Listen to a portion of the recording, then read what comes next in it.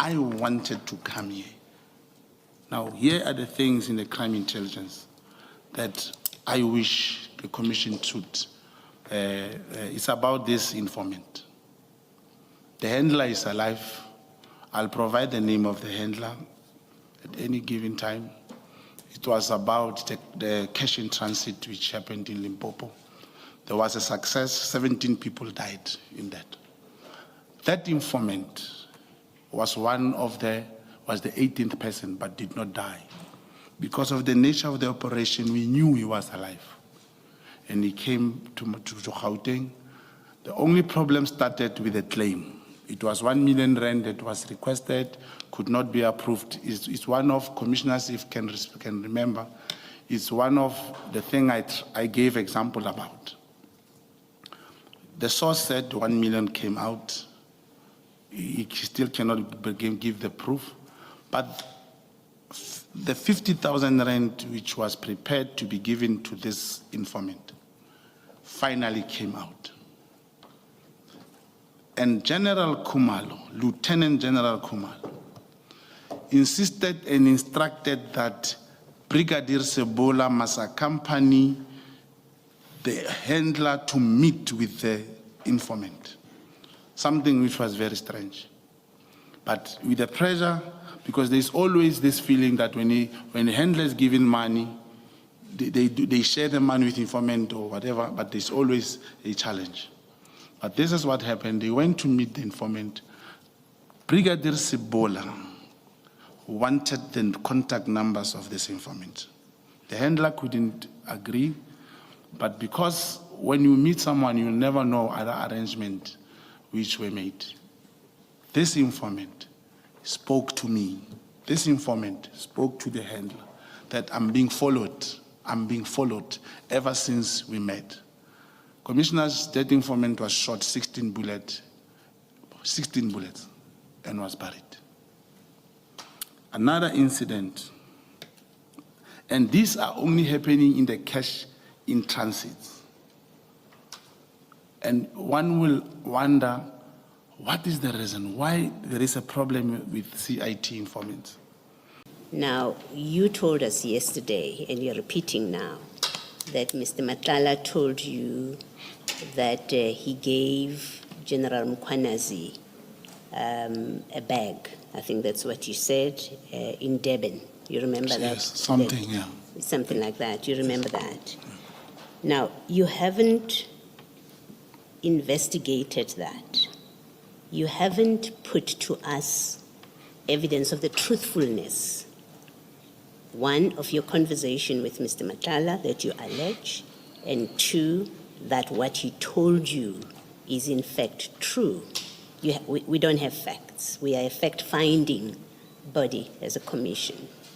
You've made that allegation. How do you figure that helps the commission in executing its mandate? All I'm saying is I came here to give my side of the story. Now, for one to say I'm misdirecting or this is a misdirection, when I say this is what I know. If Kent was lying to me, he lied to me. But this is what I know. He told me. That's correct. I'm not discussing misdirection. In fact, I come from a position of concern that you are making statements, even in this short exercise of cross-examination, none of which is backed up by any investigation on your part that you can produce the facts to us and say, here's proof. We know that you are close to Ket. You've told us you were with him.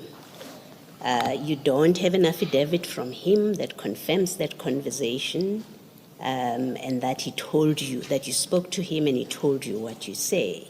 We have only your say-so.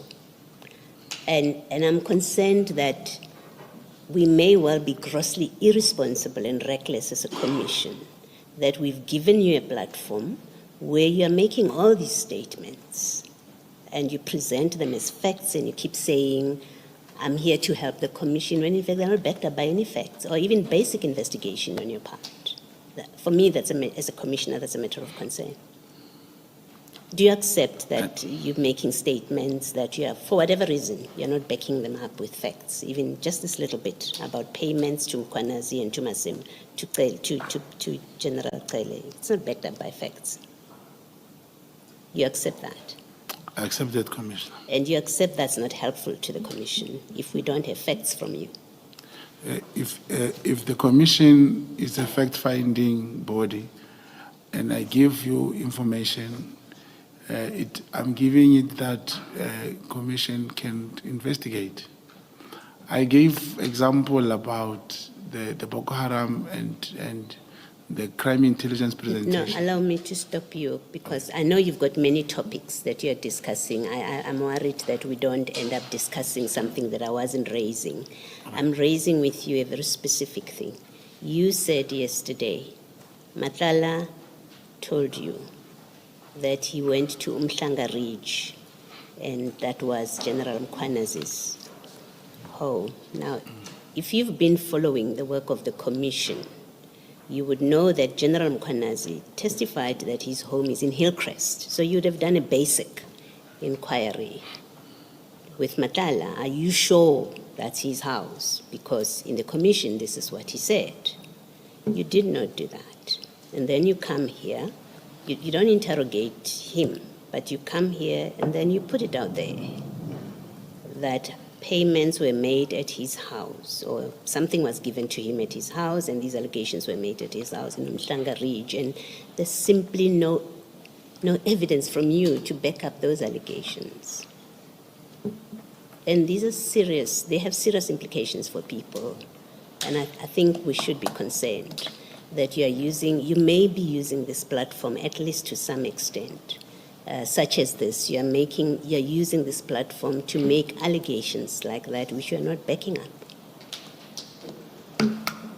If you have a comment, you can, but I raise it as a matter of concern listening to you on the back of this exchange with Mr. Chaskalson. The health department was funded by Vusi Cat Matala. He never told me in advance, oh, Baba, be careful. I'm a kingpin, I'm this, I'm that. We are meeting him as a business person. It doesn't necessarily say you are endorsing the person. I know what's not that. When my foundation took the Northwest Provincial Government, where we are, he assisted. There was a tender for 72 million and a month. My foundation, Brown Roots Foundation, went to court and interdicted that process, and the tender was advertised. He assisted my foundation to the lawyers and stuff like that. So that's the level I know was Matla. The matter even went to the SCA. You should imagine the legal fees attached to that. You say he assisted you. How did he assist you? Ideas and other things, how to do it. It is Suleiman Karim only who assisted, not Ket Matlala never paid for that legal thing. But you said there that he did assist you. He assisted not with money, not financially. Well, how did he assist you? Technically, ideas. Remember, this was not it was that tender in the Northwest Department of Health. It was tendered for by different companies in the Northwest. And all the time, it has been this thing of being won by the outside people. And this time around, they felt that we should, because there was some other processes which were not done correctly. It was to help the local businesses. And to contextualize that, because we never had an opportunity before to interdict a tender or a bidding process within government department. It was the first. That's the only way. He assisted with ideas technically how that can be done. And we made sure, I remember that we were saying, must make sure that whoever helps this process must not be any company which has tendered. If any company that was part of the bidding process has intention to go to God, it must go unilaterally. It must not be through the foundation. And those are some of the ideas we got from CAT, So- not financially. CAT gave you the idea that no losing bidder should help with the funding. May I repeat the question, Bill? The idea that CAT gave you was that no losing bidder should help with the funding of the application. He was coming very clear that, look, if you are a Section 21, if you are acting in the public interest, you can't have whoever tendered being part of the application. If companies or whoever who has bidded wants to go to court, must go without without the foundation. So he only he helped us with ideas, not financially. Not financially. No. And other ideas that he gave you? That's all. That's the only idea? Yes.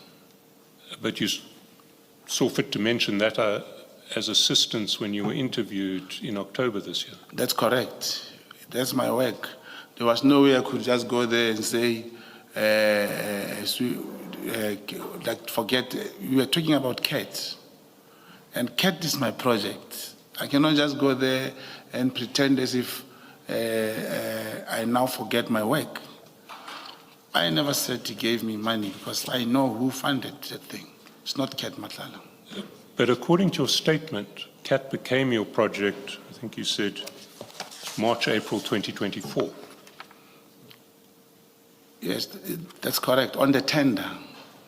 Yes. But you knew CAT already.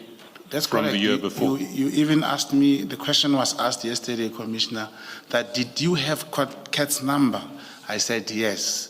It should be noted, Commissioner, I spoke about Boko Haram of 2018. So that's a different thing. It shows there was that stage way back that this CAT has been in the limelight. So you knew CAT was John Wick?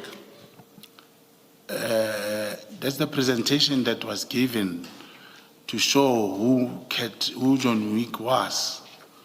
And from that to establish, the part of investigation, actually, to establish whatever that is said about CAT, it was important. One will have his number. One will want to know where does CAT stay. Yes.